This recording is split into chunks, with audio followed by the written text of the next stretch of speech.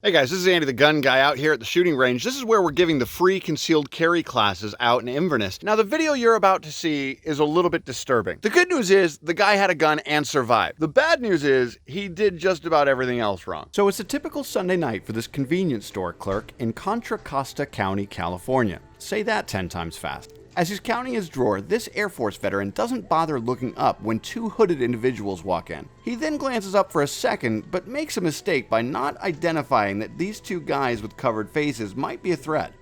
Hold up, do you see that? That's a gun. I know what you're thinking. How does a bad guy get a gun in one of the most gun-restrictive states in the Union? The answer's simple. When guns are outlawed, only the outlaws will have guns. So back to our favorite convenience store clerk. Warning, this gets violent quickly. Oh, God damn it! Oh, fuck! So as Mark is taking his beating and getting pistol whipped, he's got to be thinking, man, if I only had a gun. Mark's problem is that he did have a gun. In this drawer right here. See, this is the problem with restrictive gun states like California. It does everything in the law to prevent the good guys like Mark from having the firearm on their person. They can only legally have it in their drawer or locked away in a cabinet somewhere in their home. But of course, gun laws do absolutely nothing to keep the bad guys from having and carrying firearms because they're bad guys who don't care about the law in the first place. So as Mark is bleeding on the floor, he's inching his way closer and closer to the drawer. After he gets pushed down to the floor, he makes a grab for it. And this is when shit gets real.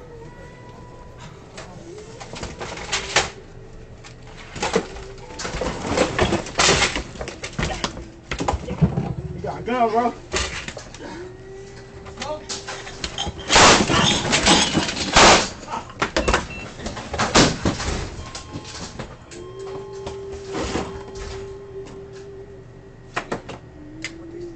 And just like that, the threat is over. But we need to watch this again in slow motion.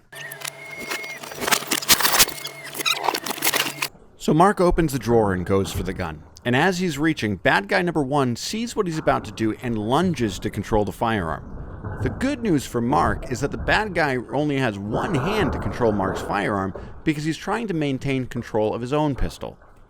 Now I'm going to speed it back up so you can hear what bad guy number one says to bad guy number two. You got a gun, bro? You got a gun, bro? Now, the reason I want you to hear what he actually says to the bad guy number two is because a lot of people are going to look at this video in this scenario and think Mark did wrong by firing at bad guy number one when bad guy number one was running away. But what you need to understand is that Mark knew that there were two guys, and he knew that they were probably both armed. And in a self-defense situation, you've got to put the threat down that's closest to you immediately and then focus on the secondary threat. And a lot of people will look at this video and say, oh, it's illegal to shoot somebody in the back. And the answer to that is no, it's not. If you are in fear of death or serious bodily injury, it does not matter where the rounds enter or exit, you have the ability to defend yourself. And the second thing you need to understand is bad guy number one was not running towards the door, which means the threat was not eliminated. The threat was still very real and active when Mark took that second shot.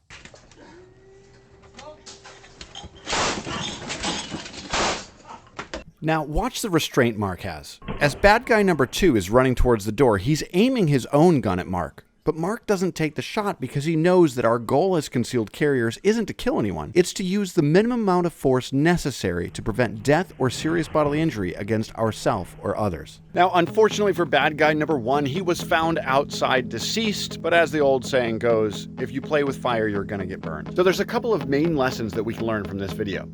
Number one, when you're in any situation, understanding who's around you and what their intentions are at all times is called situational awareness. And you absolutely need to be aware of your surroundings at all times because you are the only one that's responsible for your safety. And number two, it's absolutely imperative that you have a firearm on your person. Do whatever it takes to follow your state's laws and regulations to make sure that you have the ability to conceal a firearm on your person.